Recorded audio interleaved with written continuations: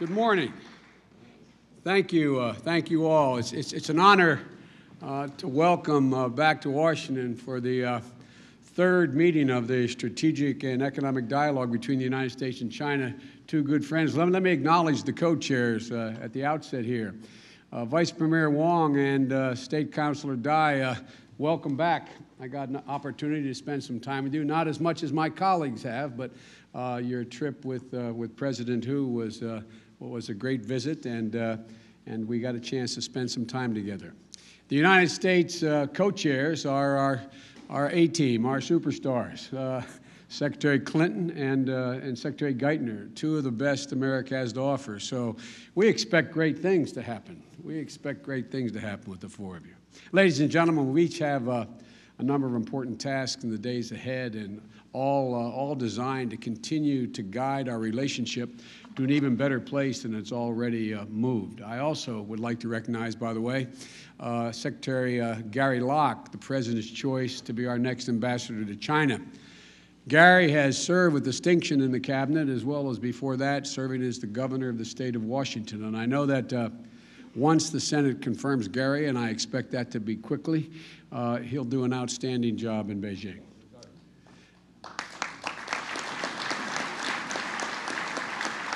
There he is. I'm not going to mention the trade representative sitting next to you, because I told him if he was able to deliver a deal on with Korea, I would nominate him for the Nobel Peace Prize. He did, and I have to. But at any rate, I've made my. I hate to acknowledge this, gentlemen, but I made my first trip to China as a young man, meeting with Deng Xiaoping in 1979, in April of '79. I was privileged to be with what I guess I'm now part of a group of very senior senators at that time. I think we were the first delegation to meet after normalization with senators like Jacob Javits of New York and Frank Church and a number of other very prominent members. And on that trip, when we met with then Vice Premier Deng and witnessed the changes that were being initiated, beginning to spark China's absolutely remarkable transformation. Even back then, it was clear that there was that great things were happening, and there was also a debate. There was a debate here in the United States, and quite frankly, throughout most of the West, as whether a rising China was in the interest of the United States and the wider world. As a young member of the Foreign Relations Committee, I wrote and I said, and I believe then what I believe now, that a rising China is a positive development, not only for China, but for America and the world writ large. When President Obama and I took office in January of 2009, we understood absolutely clearly that our relationship with China would be a key priority. The President and I were determined to set the relationship on a stable course that could be sustained for decades. Our two countries, now the world's two largest economies, we're bound by ever-growing ties of commerce and investment. We, the United States, we always talk about what we import. We, the United States, exported $110 billion in American goods and services to China last year. But we're bound by much more than commerce. Over the last 3 decades, our people have become increasingly linked through education, through work, and through travel. Last year, 130,000 Chinese were studying in the United States. They're really good. We're going to try to keep some of them. I'm only joking. But they are. We cannot claim the same number of Americans in China, but our 100,000 strong initiative will dramatically increase the number of young Americans living and studying in China. As a matter of fact, my niece, who, excuse me saying in the Senate, a point of personal privilege, who graduated from Harvard not too long ago, works for the Secretary Geithner. She did exactly what we hope another 100,000 will do. She studied Chinese and went and lived in China and is now devoted to making sure the relationship gets better and better and better. And we're linked by our shared global responsibilities. We both serve as permanent members of the United Nations Security Council. We're both Pacific powers. And for many of the world's pressing challenges, it's a simple fact that when the United States and China are not at the table, the solution to the problem is less possible than when we are at the table. It's no exaggeration to say that our relationship and how we manage it will help shape the 21st century. Our commitment starts at the top. Our presidents have met face-to-face 9 times in 2.5 years, 9 times. President Hu, as I mentioned, was just here in January for what all would acknowledge was a very successful state visit. I'll go back to China this summer at the invitation of Vice President Xi, and I'm looking forward to hosting the Vice President for a reciprocal visit later this year. Even these frequent visits and summits, though, as you all know, are not enough on their own to sustain and build a relationship across our entire government, across all agencies. That's why we're here. It's not merely our mill-to-mill or economic issues. We want to build a relationship across the entire spectrum of our governments. That's why we've asked all of you to come together for these dialogues. When President Obama launched the first Strategic Economic Dialogue in 2009, he issued a challenge to all of us to work together to address some of the defining problems of our time. Some would say that's somewhat presumptuous for China and the United States to decide we're going to work on the defining problems. But as I said earlier, how we cooperate will define in significant part how we deal with the challenges the world faces in the beginning of the 21st century. This is at the heart of our effort to build a cooperative partnership. We seek to cooperate to advance our mutual interests in not only promoting economic growth that is strong, sustainable, and balanced, but trade that is free and is fair.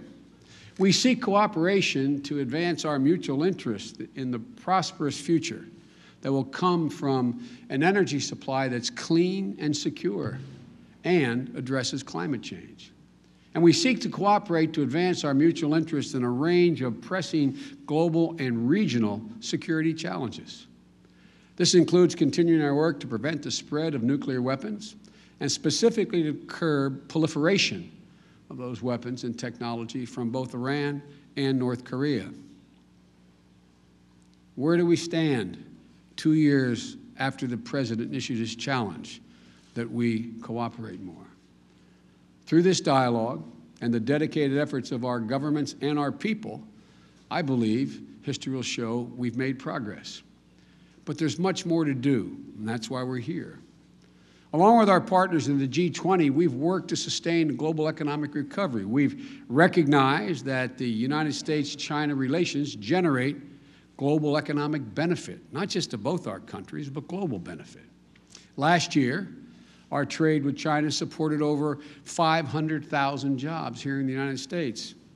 And we made tangible progress during President Hu's visit, especially in the areas of innovation, intellectual property, and exports, all of which we're following up on. Over the next 2 days, we need to build on this momentum and to make sure our commitments are aggressively implemented so we can continue to move. You may have noticed that there is a debate in this nation how best to secure America's long-term fiscal future. We know that overcoming our economic challenges begin at home. We in the United States have to restore financial stability, and we need to make the investments necessary as well to win the future. We need to maintain our commitment to what we believe, the President believes, are the pillars of our economic future: education, innovation, and infrastructure.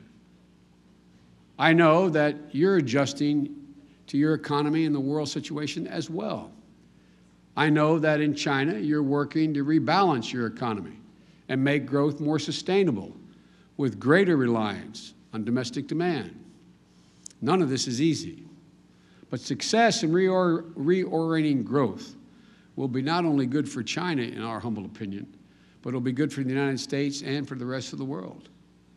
The United States and China are the world's largest producers and consumers of energy, and we share the common challenges that flow from that.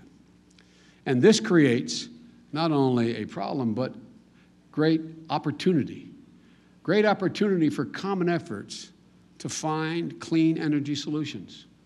Secretary Chu, likes to say, and I love this expression, quote, "Science is not a zero-sum game." Science is not a zero-sum game. That amply is illustrated by the remarkable cooperation we've begun to forge in this area. Let me just mention one example.